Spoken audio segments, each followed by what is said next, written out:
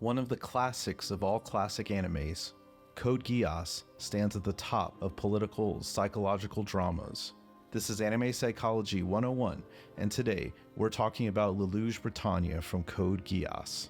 Lelouch was not always the masked visionary and revolutionary known as Zero. He was once a prince, raised in the shadow of the Britannian Empire's imperial power, a power built on conquest, subjugation, and exploitation.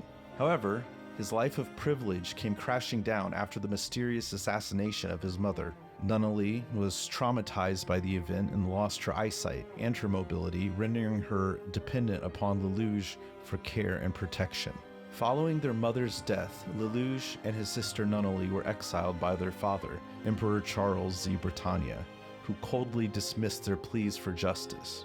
Lelouch, stripped of his royal status, family, and identity, the boy who once had everything was now just a commoner in a foreign land, burning with a deep-seated hatred for the Britannian Empire and a desire for revenge.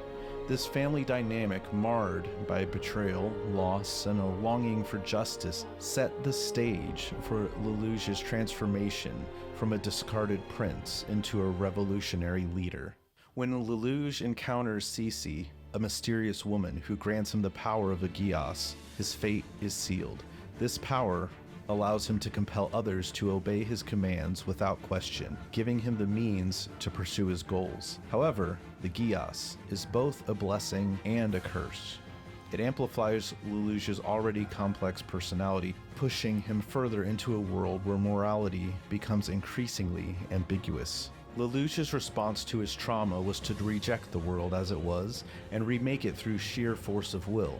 He took on the persona of Zero, a masked vigilante and leader of the Black Knights, a rebel group fighting against Britannian rule. With the power of the Geass at his disposal, Lelouch orchestrated a series of strategic victories against Britannia, turning the tides of war in favor of the oppressed. However, Lelouch's pursuit of justice and freedom was not without its costs. His use of the Geass led him down a path of moral ambiguity, where the line between right and wrong became increasingly blurred. His famous quote, "The only ones who should kill are those who are prepared to be killed," encapsulates the dangerous philosophy he adopted, a belief that the ends justified the means no matter the cost.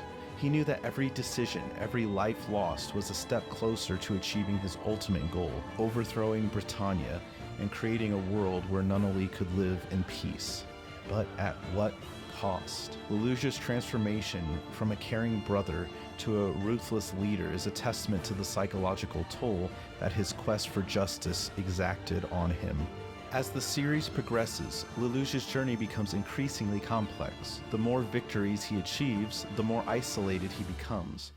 Lelouch's internal conflict reaches its peak as he grapples with the consequences of his decisions. He is constantly torn between his love for Nunnally, his friendship with Suzaku, and his ambition to overthrow Britannia. Each victory brings him closer to his goal, but at the same time pushes him further away from the people that he truly cares about the most. The weight of his actions begin to take a toll on him, leading to moments of self-doubt, guilt, and deep reflection/self-hatred. In the end, Lelouch realizes that true freedom comes at a price, one that he is ultimately willing to pay. In a final act of sacrifice, he orchestrates his own death at the hands of his best friend, believing that only by dying as a villain can he bring peace to the world and ensure a future where Nunnally can live in happiness. This act, known as the Zero Requiem, is Lelouch's ultimate gambit, a plan to unite the world in hatred against him so that peace can be achieved after his death. Lelouch's story is reminiscent of Che Guevara, a revolutionary who became a symbol of resistance against imperialism. Like Lelouch, Che was driven by a desire to create a better world, even if it meant using violent means. Both figures were willing to sacrifice everything, including their lives, for their ideals, and like Lelouch, Che's death transformed him into a larger-than-life figure, immortalized as a symbol of revolutionary struggle. Lelouch's story in Code Geass is a powerful exploration of the psychological and emotional costs of pursuing freedom for a world.